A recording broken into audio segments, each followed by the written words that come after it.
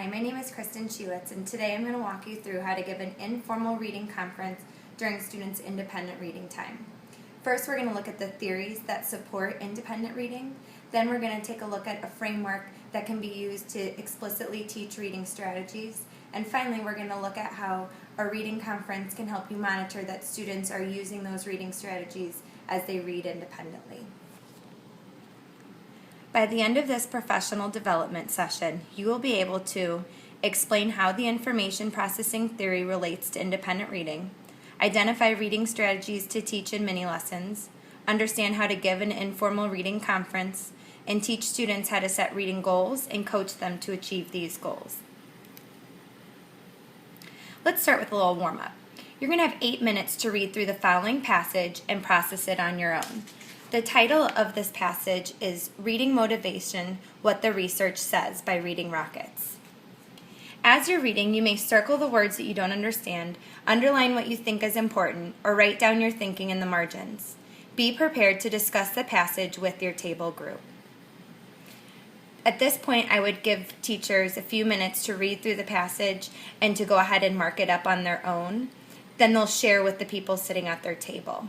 Our purpose for this warm-up is to explore the ways that you process text in your own way as an adult. This will help give us some insight into what our students do as they're attempting to read in our classrooms. Before we begin, it's important to understand some of the theories behind independent reading and instruction of reading strategies.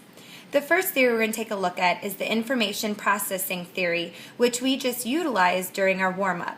This theory is developed by Atkinson and Shiffrin and states that reading is a meaning-making process. Readers' interpretation of text is individualistic, as you just demonstrated during that warm-up. Also, readers are able to move information from their short-term memory to their long-term memory through repetition and rehearsal. There are two more theories that are closely related to independent reading. One of those theories is the metacognition theory, developed by Flavel and Brown. This theory states that readers use metacognitive strategies to assist in understanding text. In the classroom, we describe this as thinking about their thinking as they read. This is a self-monitoring system that focuses on process and product. The last theory we're going to look at is the interactive compensatory model. This was developed by Stanovich from an initial theory that was developed by Rumelhart. This theory states that readers use different processors to get through text. If one of those processors is weak, for example, they have a hard time decoding words, then they will compensate by using a different processor. For example, they might rely on context clues to read those words. Now let's look at a framework that can be used to explicitly teach reading strategies. Daily 5 and Cafe Model are a literacy framework that was developed by the two sisters, Gail Bushy and Joan Moser. The Daily 5 is a literacy framework that uses 5 components of literacy daily: read to self, read to someone, listen to reading, work on writing, and word study. Within this framework, you can use the CAFE model to explicitly teach reading strategies. The CAFE model stands for comprehension, accuracy, fluency, and expand vocabulary. You're given a visual menu as you explicitly teach those reading strategies that students can use to choose strategies that they need to work on from. Here's a look at what that menu looks like. As you can see, there are the 4 pillars: comprehension, accuracy, fluency, and expand vocabulary. Over a course of a few weeks and months, you'll be explicitly teaching these strategies, and then students can refer back to this menu to choose the strategies that they need to work on in order to understand what they're reading.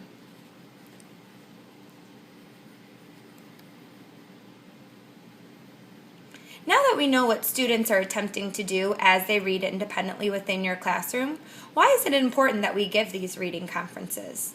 Conferences can be given to assess students' independent reading level. They can also be given to see how students are comprehending text. We want to know what's going on inside their head as they read themselves. Reading conferences are also used to assess how well students are applying reading strategies taught in many lessons so that we can identify the students who need to be retaught those strategies. They're given students individualized, differentiated instruction and support, and they're also used to improve reading by setting goals and allowing a lot of practice to achieve those goals. Here's a look at a data sheet that can be used to give informal reading conferences. Again, these conferences are given during independent reading to ensure that students are applying reading strategies as they read. Before the conference begins, you're going to want to record the student's name and the date over on the left-hand side. Next to the pen, you're going to record the title of the book the student is reading to you. As the student starts reading, you want to think about what strengths do they already bring to the reading table. Those strengths can be listed above. Below the title, where the target is, you're going to think about what is that student struggling with as they read aloud to you. And then the head with the gears turning, that's going to be the strategy that you're going to teach them in order to fix what they're struggling on. That will be their goals over on the left-hand side. Finally, on the right are your next steps to meet that goal. Those are the strategies you're going to leave with the student that you want them to work on as they continue reading to themselves independently. You're going to check that they're using those strategies the next time you meet with the student. Let's go ahead and take a look at what a reading conference might look like within the classroom.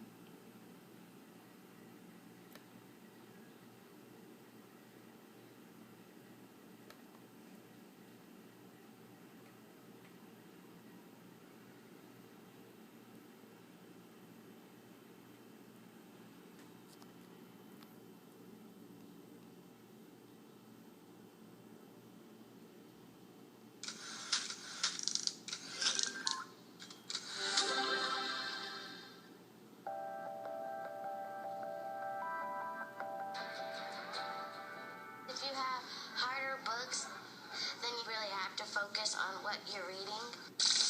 My reading goal is to get actually moved up a lot of levels, because when you get to the 6th grade, reading is going to be harder and you have to be at the right level or else you're not going to get it.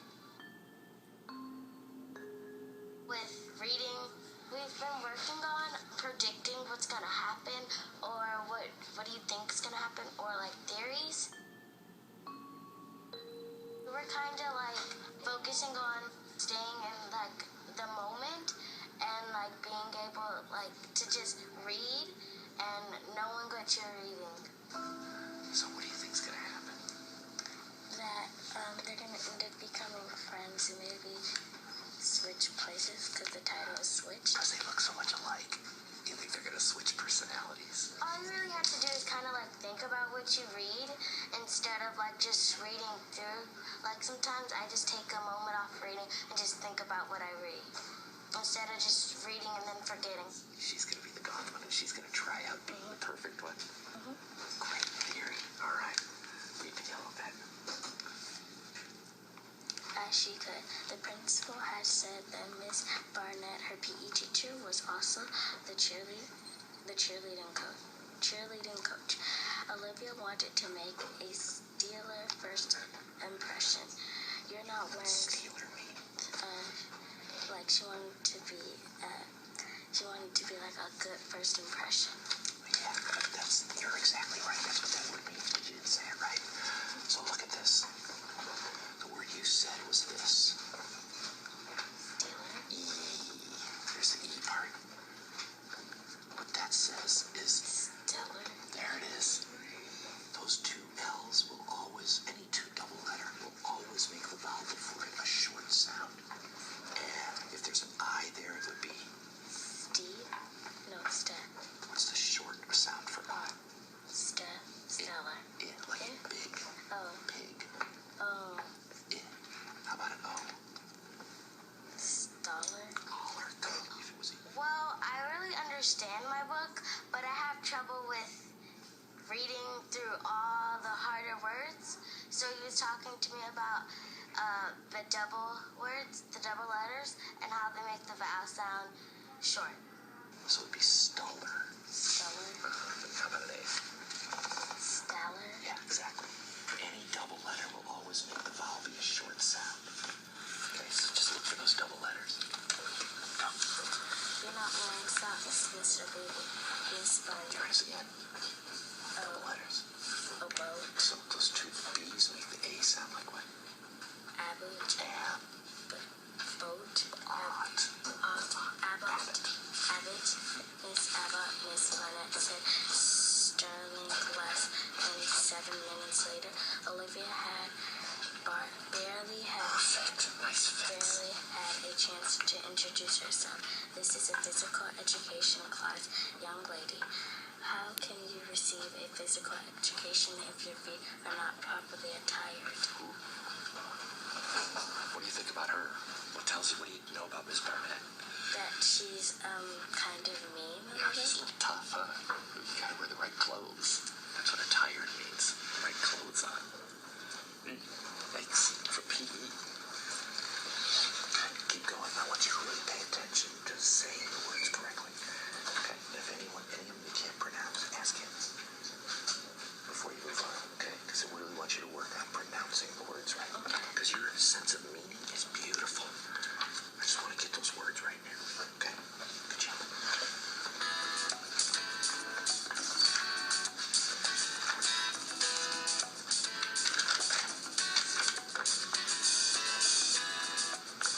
It's like Rick, he's like patient and really focused on helping me.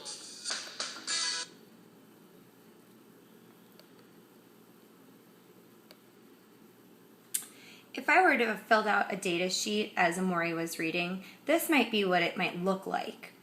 Over on the left, we put her name and the date. Then next to the pen, we wrote down the title of the book that she was reading. As she was reading, based on what I heard and based on what she told us, here are some of her strengths. She understands what's happening in the book as she's reading. She's got great comprehension skills. She's very metacognitive. She also has strengths in predicting. She's able to tell us what might happen next based on what's already happened in the story. Up to the left, her big goal is going to fall under the accuracy pillar in the cafe model. She's working on reading the hard words correctly. So the target that Rick set for her is working on the words that she was mispronouncing with double consonants. So he explicitly taught her the rule that the double consonants make the short vowel sound. As he was leaving, he gave her some next steps that she can use to meet that goal. He said, if she gets stuck, go ahead and ask a neighbor for help on that word. He also wants her to apply that rule of the double consonants in order to read those bigger words. So the next time that he meets with her, he's going to be checking that she is pronouncing those words correctly. Here's a little cheat sheet that you want to keep close by as you give informal reading conferences. This is kind of the if-then of goal setting. This again comes from the cafe model from the two sisters. It's a chart that shows you on the left what you're seeing or hearing from the reader. Then next to it, it will give you a potential goal, one of those pillars to work on. Next to that, it will give you two strategies that you can explicitly teach students in order to help them achieve that goal. For example, if they're reading too quickly, they are going to have a fluency goal. A possible strategy you can use is to adjust and apply different reading rates to match text. And if that doesn't work, you can also use on phrasing using punctuation. Now it's your turn to practice. Go ahead and use the books on your table to practice giving an informal reading conference to a peer. I want you to listen to how and what they're reading and note what they're doing well and what you think they still need to work on. Then you're going to go ahead and set a goal for their reading and leave them with some strategies that they can use to reach that goal. Use the quick reference sheets for prompting and recording.